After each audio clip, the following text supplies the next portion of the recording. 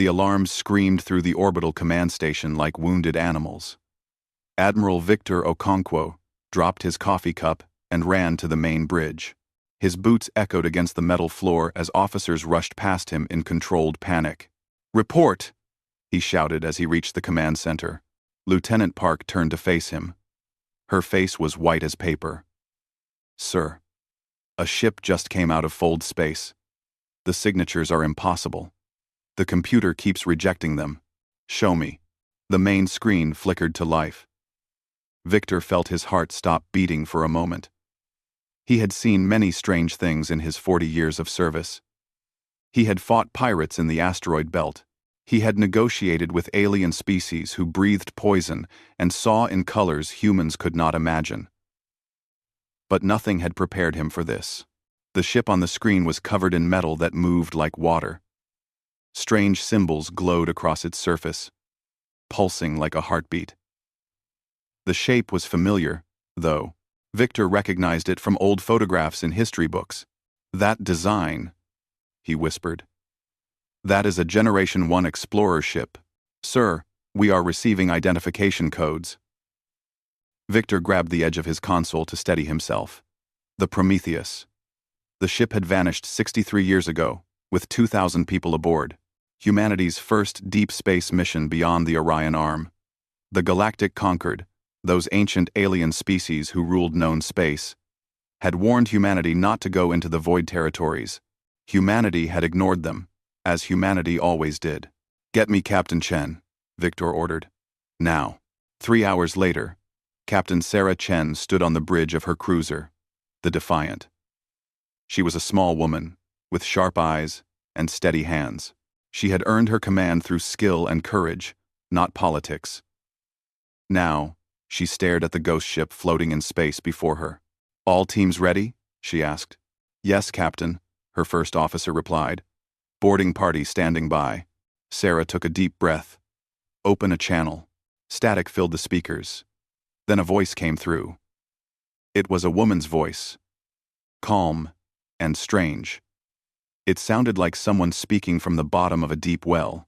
"Children of Earth, we have returned. We bring gifts for our children." Sarah felt cold sweat run down her back. "This is Captain Sarah Chen of the UES Defiant. Identify yourself. We are the Prometheus. We are your ancestors. We are your future. Come aboard, Captain. See what we have brought home." Sarah looked at her crew. They were scared. She was scared too. But fear had never stopped her before. "I am going over there," she said. "Lieutenant Commander Torres, you have the bridge. If anything happens to me, you destroy that ship. Understood?" Torres nodded slowly. "Understood, Captain." The shuttle ride to the Prometheus took only minutes, but it felt like hours. Sarah brought 10 of her best soldiers with her. They wore heavy armor and carried the most powerful weapons Earth could build. None of it made her feel safe. The airlock opened with a sound like breathing. Inside, the Prometheus was dark. The walls were covered with the same moving metal she had seen from outside. It flowed around her boots as she walked, like stepping through shallow water. "Captain," Sergeant Williams pointed ahead. Movement. Figures emerged from the darkness. They were human in shape, but something was wrong with them. Their eyes held tiny points of light, like distant stars. Their skin was too smooth, too perfect. They moved without sound. One of them stepped forward. She was an old woman with silver hair and a kind smile, but her eyes held galaxies. "Welcome, Captain Chen. I am Elder May. My great-grandmother commanded this ship when it left Earth. I have waited a long time to meet you." Sarah kept her hand on her weapon. "What happened to you? What is this ship?" Elder May laughed softly. "So many questions. Your people were always curious. That is what drew us into the void. That is what changed us." She gestured for Sarah to follow. "Come, let me show you what we found." They walked through corridors that seemed to stretch and bend in ways that hurt Sarah's eyes. The soldiers behind her were quiet. their breathing loud in the strange silence. Finally, they reached a massive cargo hold. Sarah stopped and stared. Weapons. Hundreds of them. They were shaped like nothing she had ever seen. Some looked like twisted sculptures. Others were simple rods of dark metal. All of them hummed with energy that made Sarah's bones vibrate and her teeth ache. "What are these?" she asked. "Gifts from the void," Elder May said. "We traveled far, Captain. We found beings older than the stars themselves. They taught us things. Terrible things. Beautiful things." Her smile faded. "They also warned us. Something is coming. Something that the Galactic Concord has hidden from your people for millions of years." Sarah's blood turned to ice. "What do you mean?" "The Harvesters," Elder May spoke the word like a curse. "Every 100,000 years, they sweep through this galaxy. They consume everything. Every species. Every world. Every hope." She pointed at the weapons. "The Concord cannot stop them. They have never tried. They simply hide and let the younger species die.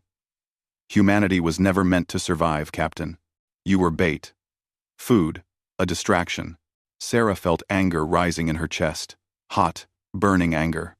"That is a lie. Is it?" Elder May's eyes were sad. "Ask them. Ask the ancient ones who rule known space. Ask them what happened to the species that came before you. Ask them why they warned humanity not to explore the void." She picked up one of the weapons.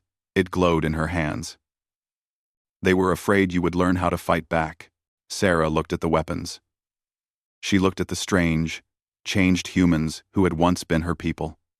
She thought about Earth. So far away, filled with billions of people who had no idea what was coming. "Will these weapons work?" she asked. "Can they stop the Harvesters?" Elder May nodded slowly. "They can. But everything has a price, Captain. The void gives nothing for free. We have paid that price for 60 years. Our bodies, our minds, our connection to the world you know." She placed the weapon in Sarah's hands. It was warm, like holding a living thing. "Now you must decide. Will humanity hide like the Concord? Or will you fight? End 1-1. Sarah Chen looked at the weapon in her hands. She thought about her crew, her family on Earth, every human who had ever lived and died, and hoped for something better. "We will fight," she said. "Humans always fight." Elder May smiled, and for a moment, she looked almost human again. "Good. Then let us begin. The Harvesters are already on their way." The Great Hall of the Galactic Concord was the largest structure ever built by intelligent beings. It floated in empty space, far from any star, a monument to the power of the 12 elder species who ruled known space. For millions of years, they had gathered here to make laws and decide the fate of younger civilizations. Today, they gathered in fear. Admiral Victor Okonkwo stood at the center of the hall with the human delegation. Around him, massive screens showed the faces of beings that humanity had only known for 200 years. The Axiom Collective, machine intelligences older than most stars. The Velith Dominion, proud warriors with scales like diamonds. The Sirath Enlightened, beings of pure energy who claimed to remember the birth of the galaxy. All of them were afraid. Victor could see it in their movements, hear it in their voices. These ancient creatures, who had watched empires rise and fall like waves on a beach, were terrified. "This is madness," the Axiom representative said. Its voice was cold and mechanical. "The weapons you describe are ontological impossibilities. They cannot exist. The laws of physics do not allow them. And yet they do exist," Victor replied calmly. "Our scientists have examined them. They are real." The Veleth ambassador slammed his massive fist against his console. "Then, they must be destroyed. Immediately. Such weapons are too dangerous for any species to possess." Captain Sarah Chen stepped forward. She had returned from the Prometheus only hours ago.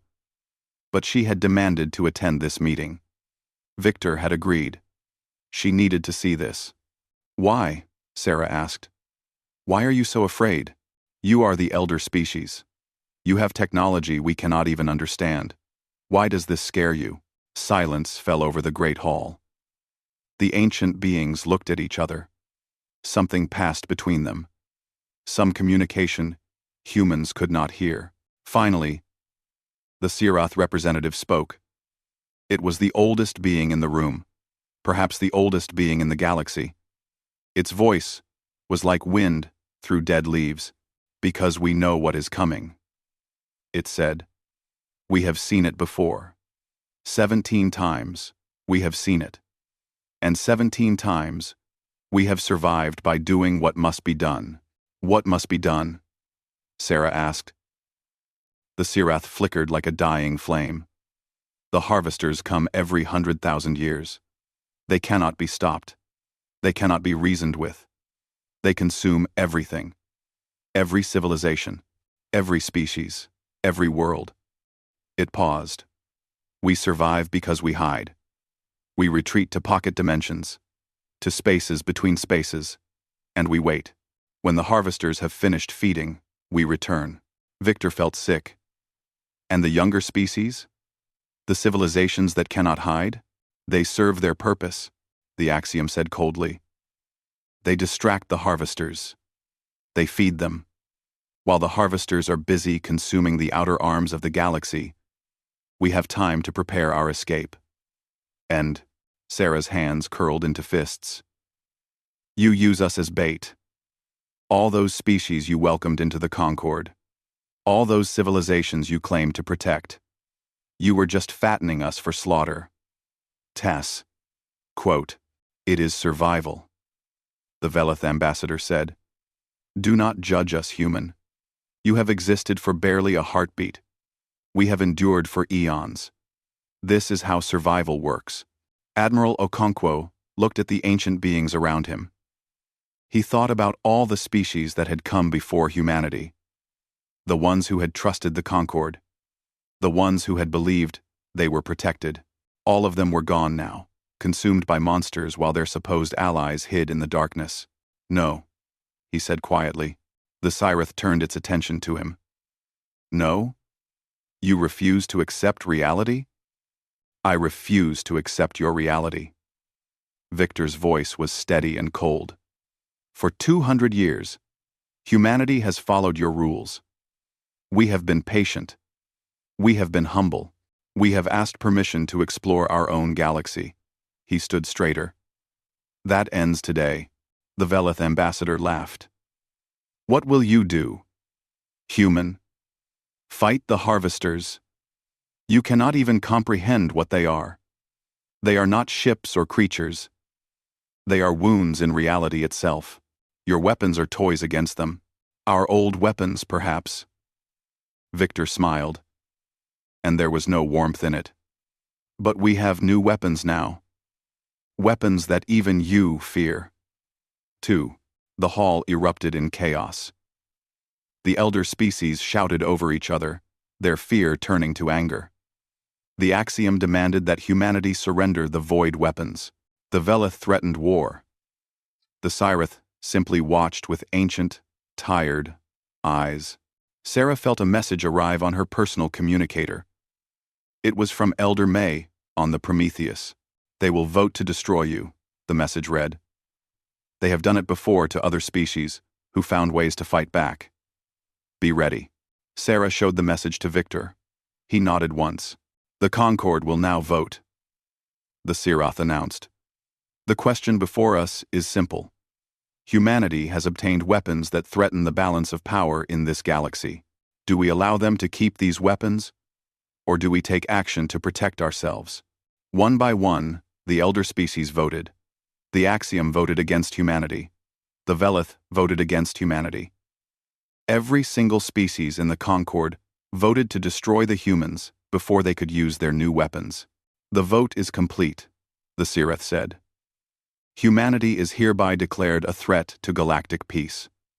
All Concord forces are authorized to use any means necessary to neutralize this threat." Admiral Victor Okonkwo laughed. It was a sound that echoed through the great hall, startling the ancient beings who had never heard a human laugh with such bitter joy. "You fools," he said. "You absolute fools. You spent millions of years learning how to hide. You forgot how to fight. You forgot what it means to face an enemy and refuse to run." He pressed a button on his communicator. Humanity never forgot. Across the galaxy, the void weapons activated. Reality. Anchors on a dozen human stations began to hum. Entropic lances powered up on every human warship. And on the Prometheus, the void singers began to wake. The elder species felt it. They felt space itself shudder, as forces older than the universe stirred to life. "What have you done?" the Sirith whispered. "We have done what you never could," Sarah said. "We have chosen to fight, not just for ourselves, but for every species you sacrificed, every civilization you fed to the harvesters." She turned to face the ancient beings, and her eyes were hard as diamonds. "The harvesters are coming. You can hide in your pocket dimensions, like cowards, or you can stand with us and fight like you should have done 1,000,000 years ago." The great hall was silent. The elder species, rulers of known space, had no answer. For the first time in their long existence, they faced a species that refused to be prey, and they did not know what to do.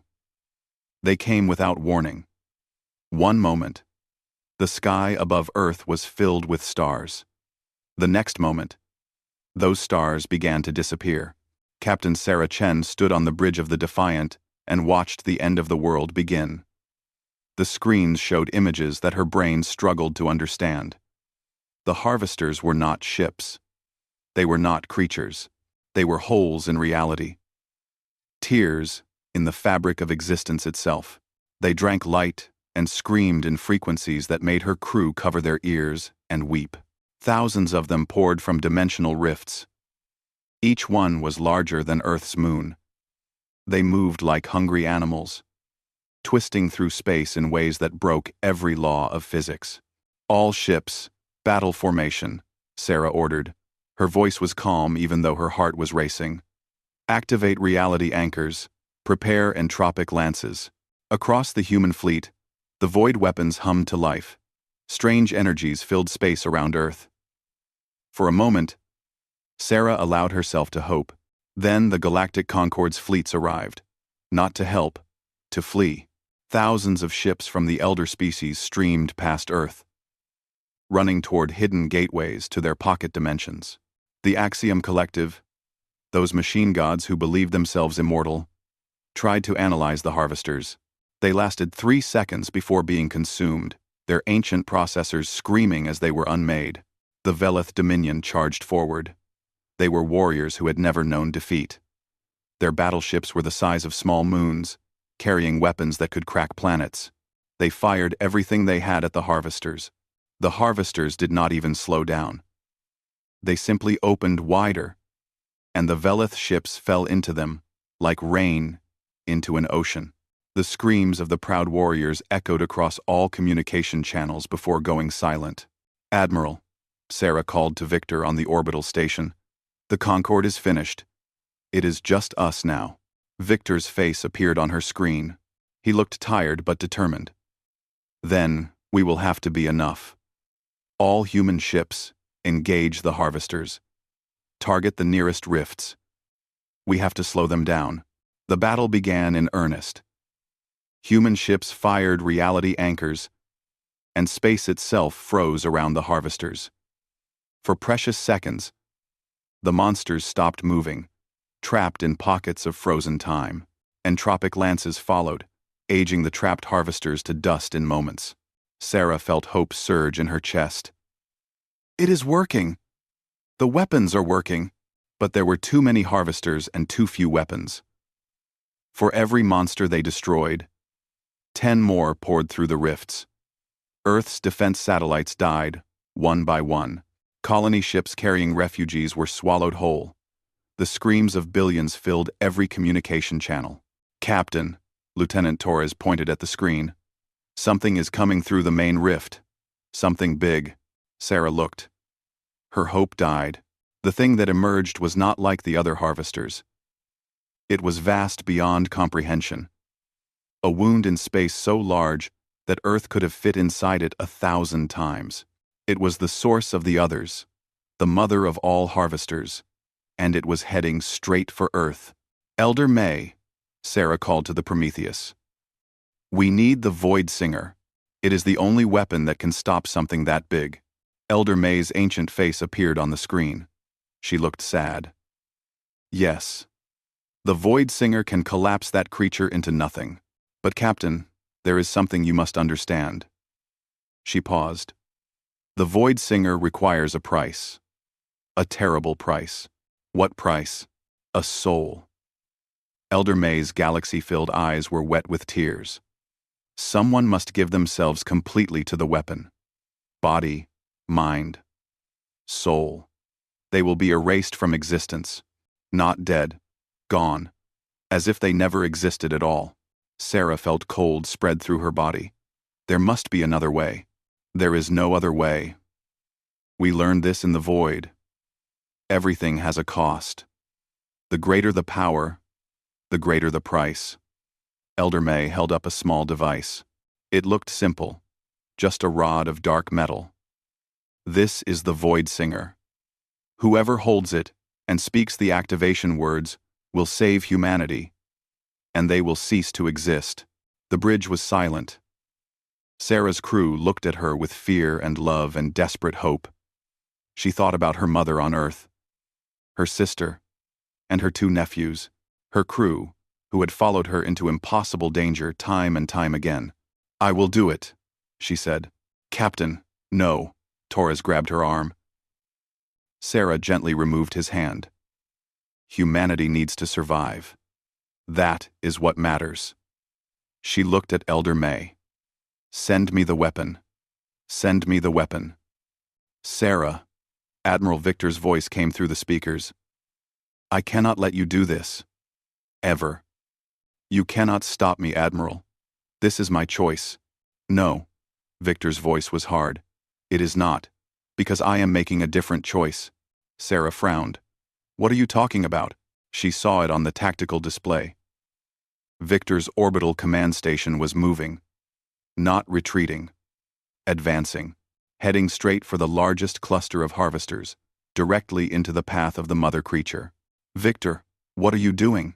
Sarah screamed. I am being selfish, he said. His voice was calm, almost peaceful. I am an old man. Sarah. I have lived a good life. I have no family waiting for me. But you do. You have decades of fighting left in you. Humanity needs that. This is insanity. The station does not have enough firepower to stop them.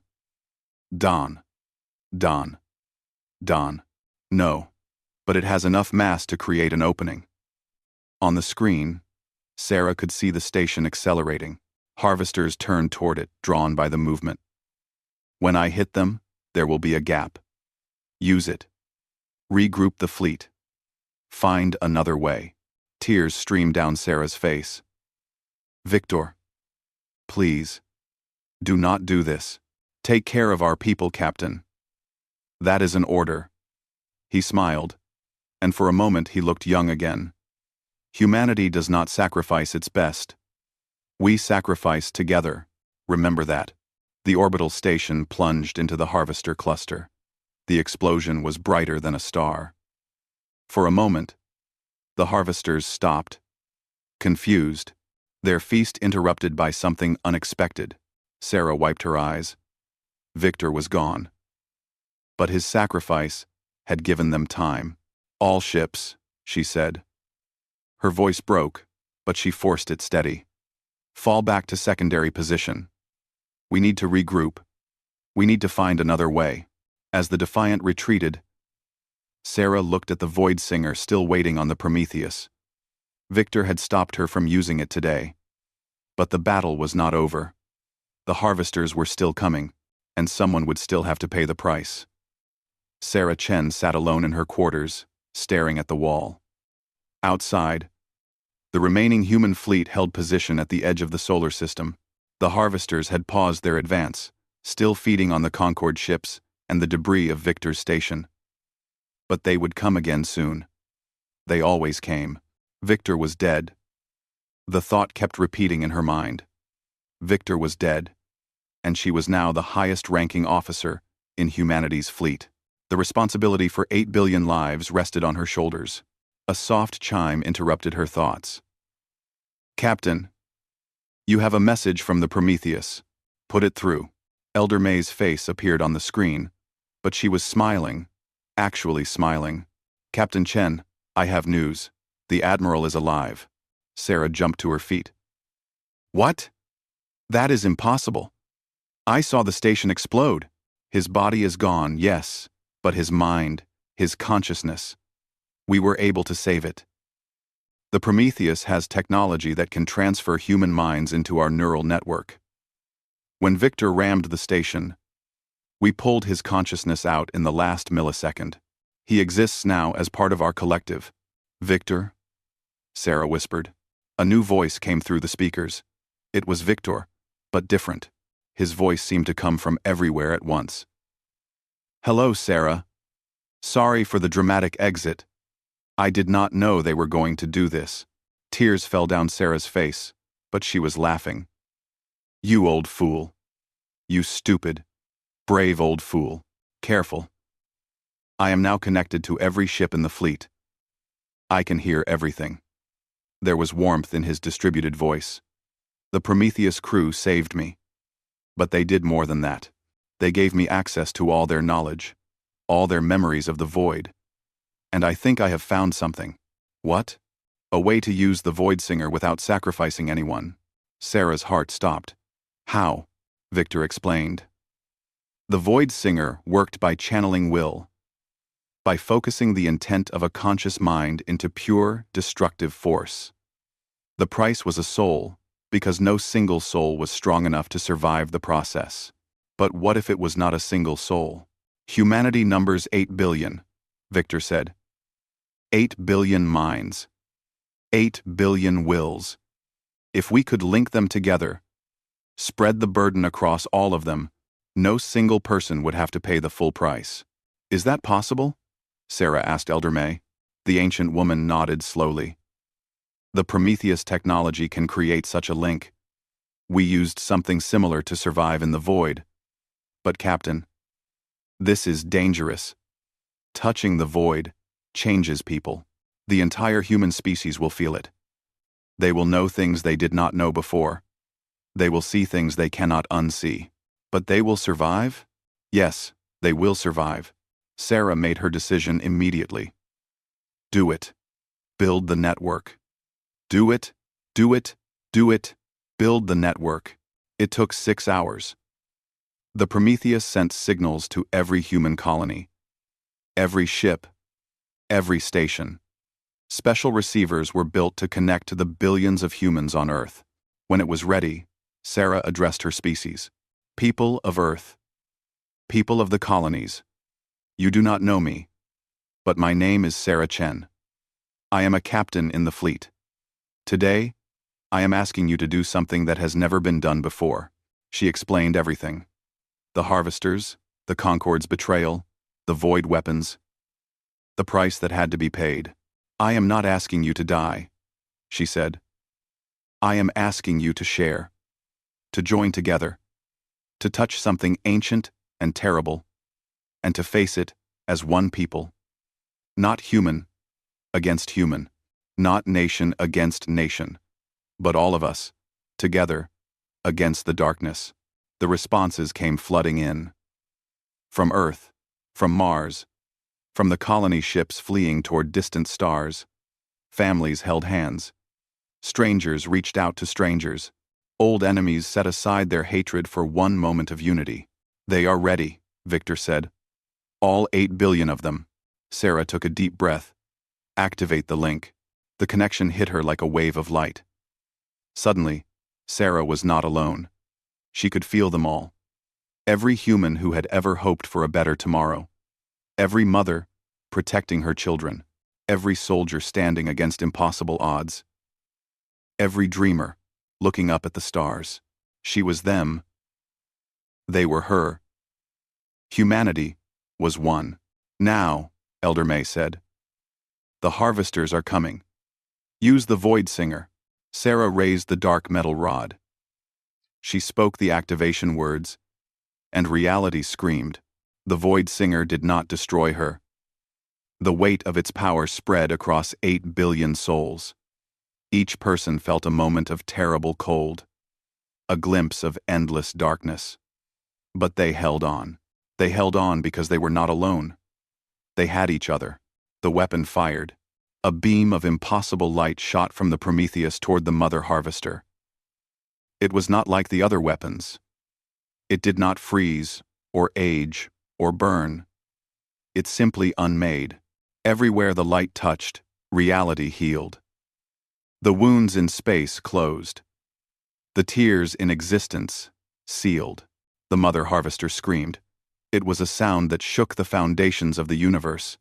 For the first time in its eternal existence, something was fighting back. Something was hurting it. And then, something impossible happened. The harvesters retreated. They pulled back from Earth, from the human fleet, from the corpses of the elder species' ships. The dimensional rifts began to close. The mother creature, wounded and confused, fled back to whatever hell had spawned it. Sarah felt the connection slowly fade. 8 billion minds, gently returning to themselves. Changed. Yes. Touched by something vast and strange. But alive. All of them. Alive. We did it, she whispered. Victor's voice came through the speakers.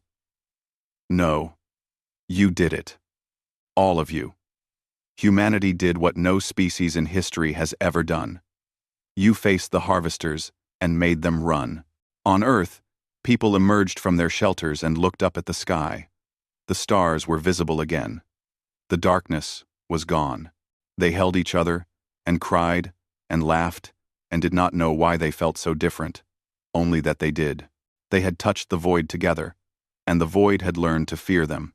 Sarah Chen lowered the Void Singer. Her hands were shaking. Her soul was intact, and humanity was still standing.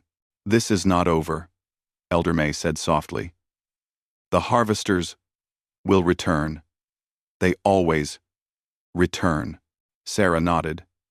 Then we will be ready. We will be together. For the first time in millions of years, the harvesters had met something they did not expect, a species that refused to be alone. 1 year had passed since the day humanity touched the void. Captain Sarah Chen stood on the observation deck of the rebuilt Galactic Concord station. The view was beautiful. Stars stretched in every direction, bright and eternal. But Sarah knew now that those stars were not eternal. Nothing was eternal except the will to survive. The battle against the harvesters had cost humanity dearly. 3 billion people had died. 12 colony worlds were destroyed.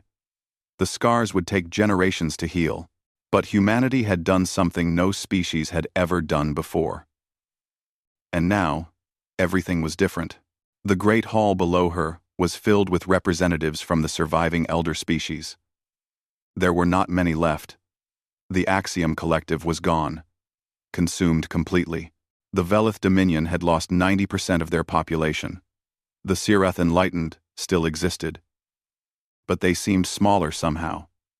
Their ancient light dimmed by shame. They are waiting for you, Victor said. His voice still came from everywhere. After the battle, the Prometheus crew had offered to build him a new body. He had refused. He said he liked being everywhere at once. He said it helped him protect the people he loved. Sarah smiled. Let them wait. They made us wait for 200 years. That is fair. Victor's laugh echoed through the deck. But we should probably not start the new era of galactic peace with pettiness. Fine.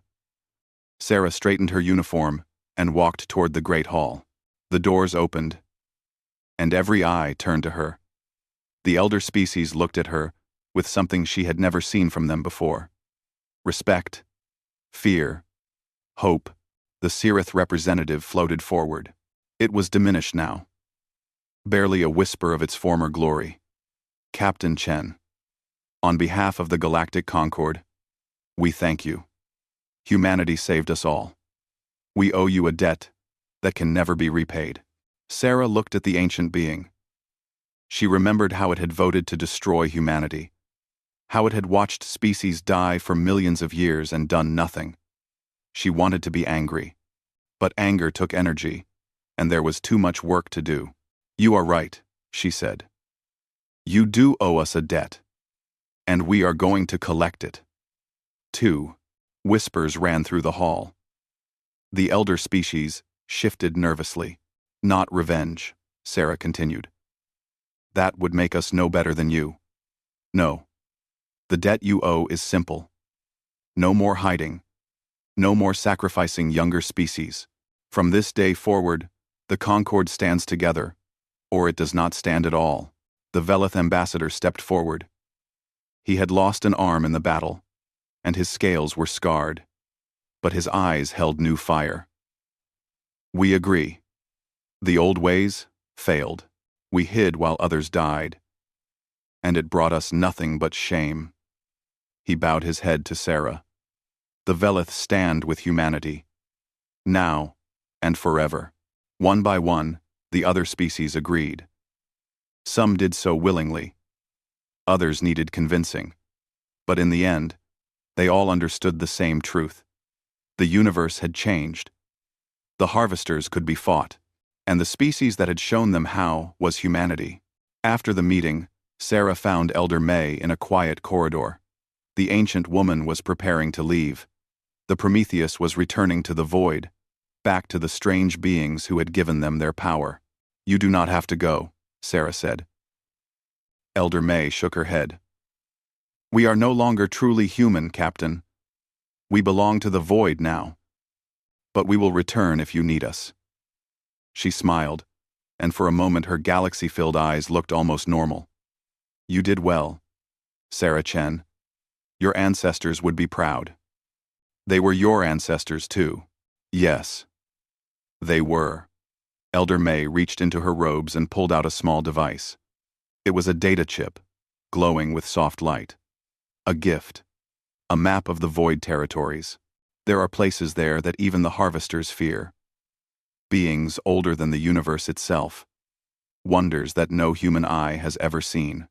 Wonders. Wonders. Wonders. Sarah took the chip carefully. Why give this to us? Because we were too afraid to explore further. Powers that make the Void Singer look like a child's toy. Elder May placed her hand on Sarah's shoulder. We learned how to survive. Perhaps you will learn how to truly live. The Prometheus departed that night.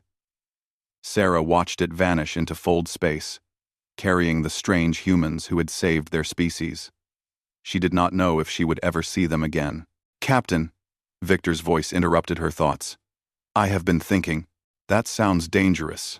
Very funny. She could hear the smile in his voice. The harvesters retreated. But they are not gone. They will return eventually. Maybe in 100 years? Maybe in 1,000. We need to be ready. Agreed. And this map that Elder May gave you. The void territories. There might be weapons there. Knowledge. Allies. Victor paused. We should explore it. Sarah thought about everything that had happened.